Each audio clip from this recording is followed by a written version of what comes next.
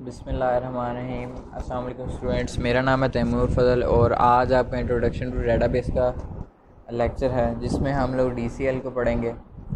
और DCL में है क्या, बेसिकली ये आपको चैप्टर को हम लोग वाइंड अप करेंगे आज इस चैप्टर को। और नेक्स्ट हम एडवांस SQL पढ़ेंगे नेक्स्ट लेक्चर में। फ़र्स्ट ऑफ ऑल तो DCL है होता क्या है, डाटा कंट्रोल लैंग्वेज। अब आपको नेम से ही शो हो रहा होगा कि डाटा कंट्रोल लैंग्वेज मीन्स क्या है, कि जो डाटा को कंट्रोल करे। ठीक है, data control language are the commands to grant and take back authority from any database user. ठीक है, अब बेसिकली डाटा कंट्रोल, जैसे डाटा को कंट्रोल करने की अथॉरिटी होती है, ऐसे वो ग्रांट करना और रिवोक करना ऐसे ही है। जैसे हम ग्रांट दे देते हैं, किसी को परमिशन दे देते हैं और फिर उससे ले लेते हैं। जैसे फॉर एग्जांपल मैं आपको देता हूँ एग्जांपल इसकी कि जो डाटाबेस है आपके पास, ठीक है, उसकी ग्रांट जो आपको दी गई है वो आपके पॉइंट ऑफ व्यू से दी गई है और जो हमें दी गई है वो हमारे पॉइंट ऑफ व्यू से दी गई है। मतलब स्टूडेंट और टीचर का पोर्टल क्या होता है, डिफरेंट होता है। तो आपको ग्रांट क्या है कि आप लोग अपने नंबर्स देख सकते हैं बट चेंज नहीं कर सकते। हमारे पास क्या है कि हम आपके नंबर्स चेंज भी कर सकते हैं और इंसर्ट भी कर सकते हैं। अब नेक्स्ट हमारा जो टॉपिक है मेन DCL, उसको स्टार्ट करते हैं।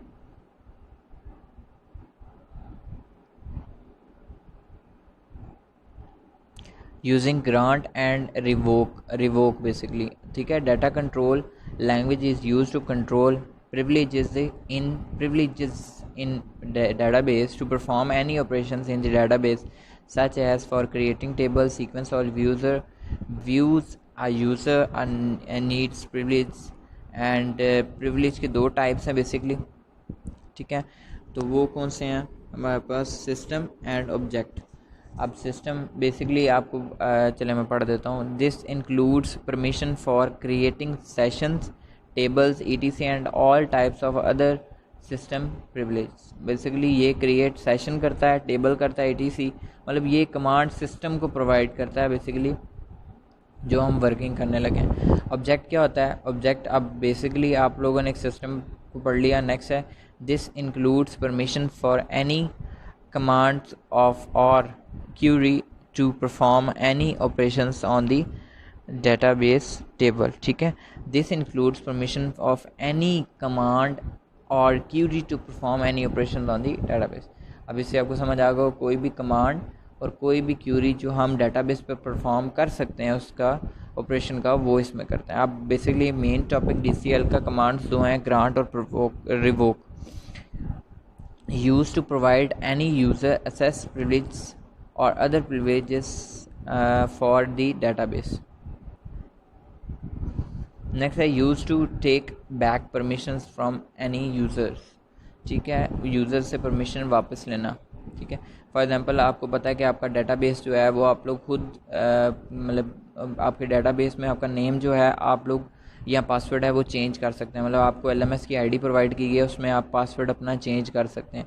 तो आपके पास ये अथॉरिटी है कि अगर आप लोग पासवर्ड भूल जाते हैं, फॉर एग्जांपल बार बार आपके पासवर्ड की रीसेट की ऑप्शंस आती हैं, तो फिर मैं क्या करूँगा, मैं करूँगा कि आप लोगों का वो क्या करूँगा, रिवोक करवा लूँगा आपसे, टेक बैक कर लूँगा ताकि आप अपना पासवर्ड चेंज ना कर सकें और जो पासवर्ड मैं दूँ उसी को आप फॉलोअप करके आगे चलें। Allow a user to create sessions. When we create a user in SQL, it is not even allowed to log in and create a session until and unless proper permissions are granted to the user।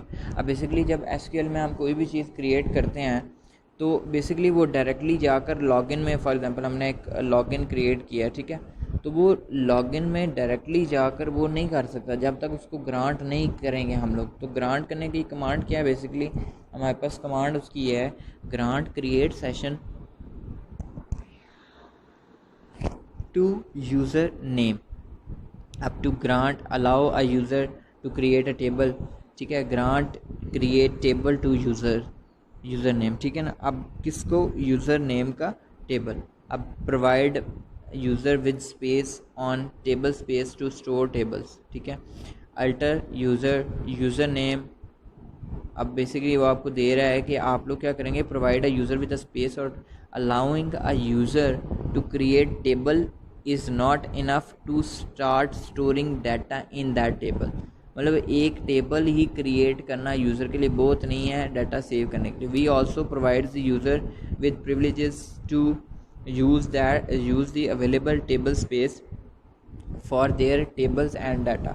मतलब हमें वो space provide करनी पड़ेगी जहाँ पर वो table में data और टेबल क्रिएट कर सके, जिसमें डाटा स्टोर करवा सके। ठीक है, अब अल्टर उसने लिखा, अल्टर यूज़र नेम, उसके बाद आपको कोटा अनलिमिटेड ऑन सिस्टम्स। ठीक है, the above command will alter the user detail and will provide it access to unlimited table space on systems. ठीक है, ये सिस्टम्स पे अनलिमिटेड आपको कमांड प्रोवाइड कर देगा।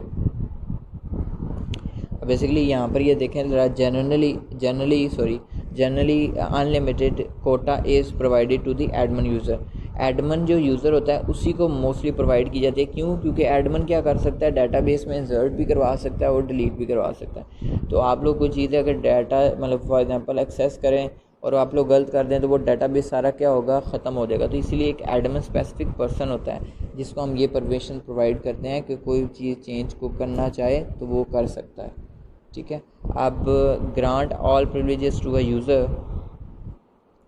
को हर प्रिविलेज प्रोवाइड कर देना। Grant permission to create any table create करना, permission any to drop any tables को बेसिकली ड्रॉप आउट करना। नेक्स्ट क्या है, टू टेक बैक परमिशन। ठीक है, टू टेक बैक परमिशन ऐसे ही है कि हम लोग क्या करें, परमिशन ले लें वापस। परमिशन कैसे लिए जाएगी वापस, कि फॉर एग्जांपल हम लोग उस टेबल को जो क्रिएट किया गया है उसे रिवोक कर दें। पहले तो हमने ग्रांट किया था, अब हमने उसको क्या कर लेना है, रिवोक करवा लेना। And if you want to take back the privileges from any user use the command revoke command. अब बेसिकली रिवोक कमांड यूज़ करके मैं आपका वो जो पासवर्ड आप लोग चेंज करते हैं उसको रोक सकता हूँ। ठीक है, ये हो गया ग्रांट एंड रिवोक। अब नेक्स्ट टॉपिक पे हम लोग चलते हैं, where using the where SQL clause. अब बेसिकली ये वेयर को यूज़ करते हैं हम लोग। वेयर की कमांड आपको पता ही होगा कि हम लोग प्रोग्रामिंग में वेयर पढ़ के आए हुए हैं, तो हम इसको फर्स्ट ऑफ ऑल देखते हैं कि वेयर क्लॉज का हम यूज़ कैसे करेंगे। अब लिखा हुआ है, where clause is use to specify apply any condition while retrieving, updating और deleting data from the table। अब where आपको पता ही है कि हम लोग retrieve, update, delete कमांड के लिए यूज़ कर रहे हैं। This clause is used mostly for select, update and delete query। अब basically where clause आपको पता ही है कि where this data is this, then delete this, then update this, then insert this। ठीक है, अब when we specify a condition using the where clause, then the query executes only for those records for which the condition specified by the where clause is true। अब basically जो condition where clause को आप देंगे basically वो उन्हीं tables को change करेगा जो आप देंगे। ठीक है ना, आप जो देंगे डाटा वो ही उसी को फॉलोअप करेगा, अपडेट करेगा या डिलीट करेगा, जो भी कमांड वो उसी के अकॉर्डिंगली करेगा। Here is how you use where clause with the delete statement or any other statement। ठीक है, delete from table name this, where condition this। अब उसकी एक एग्जांपल बेसिकली उसने लिखी हुई है, time for an example consider a table for students.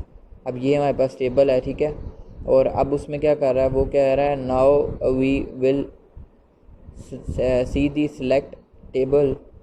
select statement to display the data from of the table based on the condition which will add to our select query using where's clause। अब basically ये देख लें, ये आपको एक minute है, ये आपको डाटा नज़र आ रहा है। ठीक है, अब ये इसकी एग्जांपल है हमारे पास। हमने दिए एक डाटा है जिसमें हमारे पास नेम है, यूज़र आईडी है, एज है और एड्रेस है। ठीक है, अब हम वेयर सेलेक्ट करके उसको आउटपुट में शो करते हैं सिर्फ एक को।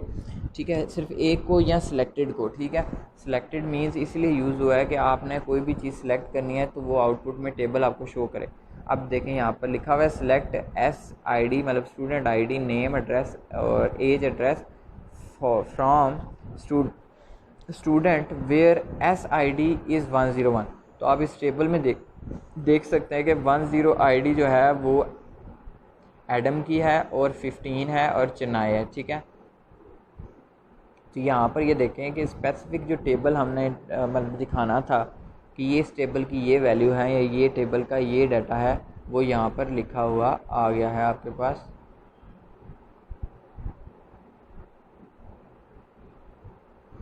यहाँ पर थोड़ा टाइपिंग का इशू है तो एड्रेस आपके पास सेम नहीं आ रहा। तो आप यहाँ पर देखें applying condition on text field. अब टेक्स्ट फील्ड पे कैसे हम अप्लाई कर सकते हैं कि हमने अगेन वो ही लिया, ठीक है। तो हमने क्या किया, select where name equals to Adam. अब आपने पहले क्या किया, स्टूडेंट आईडी ली है, अब आपने क्या किया, उसका नेम ले लिया, ठीक है। यहाँ पे नज़र आ रहा होगा आपको, नेम ले लिया। अब नेक्स्ट है जी हमारे पास operations for where clause conditions equals to, not equal to, less than, equal, less than, greater than, less than, equal to, greater than, equal to, उसके बाद between a specific range of values like मतलब this is used to search or for a pattern in values in given set of statement। आपको पता ही ये सारे use होते हैं हमारी फील्ड में, तो हम लोग इसको देखते हैं। SQL like clause। अब basically like clause is used in the condition in the SQL query where clause like clause compares data with an expression using wildcard operation to match pattern given in the condition, ठीक है। अब basically हम इसकी example इस तरह दे सकते हैं, हम इसकी एग्जांपल इसी तरह दे सकते हैं कि अगर आप लोगों के पास परसेंटेज या underscore, wild card operation are two wild card operation, percentage sign and underscore sign, ठीक है। आप दोनों चीज़ों को देख लें ज़रा। ज़ीरो पर प्रेजेंट ज़ीरो, इसकी एक एग्जांपल हम देते हैं लाइक क्लाउज किस तरह यूज़ होता है। मतलब एक स्टूडेंट का हमने ले लिया डाटा, ठीक है, उसमें हमने क्या शो करना है, अब हमने उसमें शो करना है A% या B% या C%, जो भी हम लोग यूज़ करना चाहते हैं, तो हम दे देते हैं उसको वैल्यू साइन कर देते हैं। फर्स्ट ऑफ ऑल हम लोग देते हैं, हम लोग कंडीशन इसकी ऐसे लिखेंगे, select static from student where student name like A%, ठीक है, लाइक A%।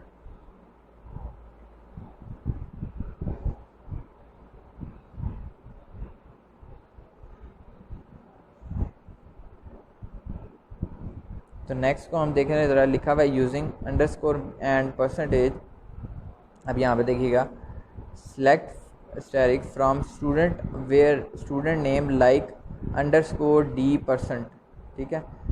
अब यहाँ से देखें, the above query will return all the records where S name starts from A। समझ आ रही है कि सारे रिकॉर्ड जो स्टार्ट करते हैं ना A से, उसको क्या करेगा, रिटर्न कर देगा, रिकॉर्ड्स को वापस दे देगा। The above query will return all records where the S name starts with the A, मतलब A के जितने भी स्टार्टिंग नेम है वो सारे दे देगा और वो आपको शो कर देगा आउटपुट में। अब नेक्स्ट देखिएगा, the above query will return all the student table where S name contains D as the second character, ठीक है। अब बेसिकली यहाँ पर आपको मैं बताता हूँ कि ये कह रहा है कि अगर स्टार्टिंग पे 1 है तो उसका सारा रिकॉर्ड A है, सॉरी स्टूडेंट नेम A है तो वो उसका सारा रिकॉर्ड दे दे। अब वो क्या कह रहा है कि अगर सेकंड नेम D है, सेकंड नेम का जो करेक्टर है, बेसिकली नेम का करेक्टर जो है वो D है, तो उसका वो डाटा दे दे। तो वो जस्ट हमने कंडीशन लगा दी है, लाइक इस तरह देखें ज़रा, select static from student where S name like underscore D%, ठीक है ना। अब वो क्या कह रहा है, अंडरस्कोर D, मतलब सेकंड जो पार्ट है वो क्या होना चाहिए, D होना चाहिए, ठीक है। अब थर्ड पे देखें, थर्ड पे वो क्या कह रहा है, ये हमारे पास आ जाएगा, ये आउटपुट में आ जाएगा। नेक्स्ट उसमें थर्ड में हमें क्या कह रहा है, select static from students where S names like percentage X, अब वो परसेंटेज एक्स वो वाला क्या कह रहा है, लास्ट वाला करेक्टर कह रहा है। पहले हमने फर्स्ट वाला उसने दिया, फिर सेकंड वाला, अब वो क्या कह रहा है, लास्ट वाला। तो इसमें से देखें ज़रा, इस टेबल में से एक्स लास्ट पे किस पे है, ये वाला। तो हमें आउटपुट में क्या देगा, एलेक्स दे दिया उसने। ये आउटपुट में आप देख भी सकते हैं, the above query will return all the records from the student table where S name contains X as the last character. अब ये देख लें, ये लास्ट करेक्टर था और ये हमें दे दिया है, तो हमने आउटपुट में इसके पास हमारे रिज़ल्ट उसने शो कर दिया। तो लाइक इसलिए यूज़ हो रहा है, आपको समझ आ गया होगा। नेक्स्ट चलते हैं हम लोग order by clause. Order by means, order by आपको समझ आ ही गया होगा कि ऑर्डर बाय मीन्स क्या है। हम इसको देख लेते हैं कि हमारे पास ऑर्डर बाय मीन्स ऐसे है कि हमारे पास ऑर्डर दिया हुआ है। अब आपको पता ही है कि ऑर्डर क्या होता है, मैथ्स में आपने पढ़ा होगा, असेंडिंग ऑर्डर, डिसेंडिंग ऑर्डर, ठीक है। हमने सॉर्ट करना बेसिकली डाटा। तो order by clause is use to select the statement for arranging retrieve data in the stored in the sorted order. देख लो सॉर्टेड ऑर्डर, फिर सॉर्टिंग जो हमने पढ़ा भी हुआ है कि डाटा को एक तरह से मतलब एक सॉर्ट करके रखना। The order by clause by default sorts the retrieve data in ascending order to sort the data in descending order. D S मतलब डिसेंडिंग ऑर्डर के लिए ये keyword is use, DESC मतलब डिसेंडिंग मतलब किस लिए किस कीवर्ड से यूज़ होगा, DESC is used with order by clause. Syntax इसका देख लें, select column list and column list static from table name order by ascending और डिसेंडिंग। ASC असेंडिंग के लिए और DESC डिसेंडिंग के लिए। अब बेसिकली ये देख लें, आपके पास एक आ रहा है, बाय डिफ़ॉल्ट आ रहा है, लिखा हुआ है use default order by considered employee table. ये एम्प्लॉय टेबल आपके पास है, उसको हमने अब असेंडिंग ऑर्डर में करना है, ठीक है। तो हम क्या करते हैं, हम लोग लेते हैं हम लोग इसमें ले लेंगे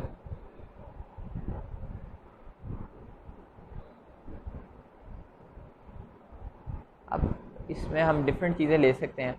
आप लोग एज से भी कर सकते हो, आप लोग सैलरी से भी कर सकते हो, आप लोग नेम से भी कर सकते हो।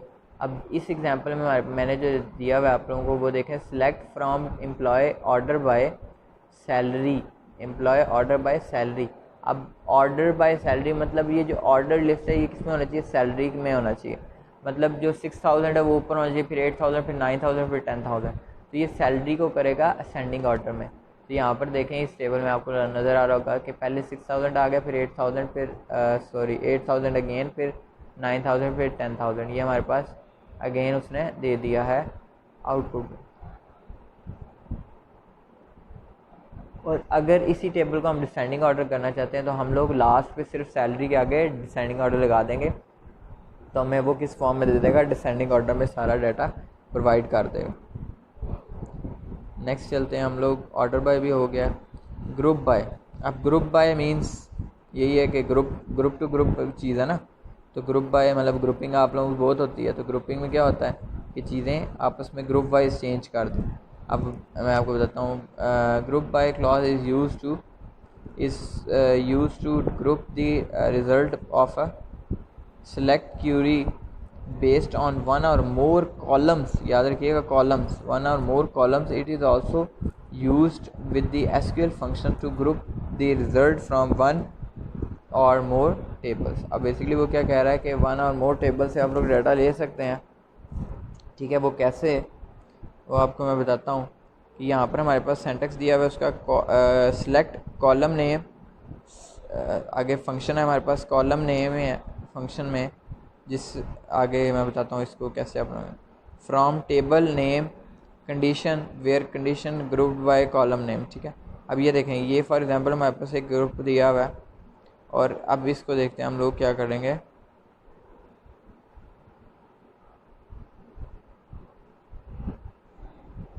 अब कैसे डाटा लेना है, फॉर एग्जांपल इसकी जो कंडीशन है वो देख लेते हैं हम लोग। लिखा हुआ है select name age from employees grouped by salary, ठीक है। मतलब आपने क्या करना है, एज और नेम को लेना है, एज और नेम का एक टेबल बना देना है, ठीक है। तो अब ये देखें एज और नेम का एक टेबल बना लिया है। और ये आपको नज़र भी आ रहा होगा कि एम्प्लॉय के टेबल से सैलरी वाले में से हमने क्या किया है, ये वाला ग्रुप निकाल लिया है। कौन सा वाला? एज और नेम वाला। आप डिफरेंट निकाल सकते हैं। अब यहाँ पे देखें, हमारे पास एम्प्लॉय आईडी है, नेम है, एज है, सैलरी है। Here we want to find name and age of the employee grouped by their salary.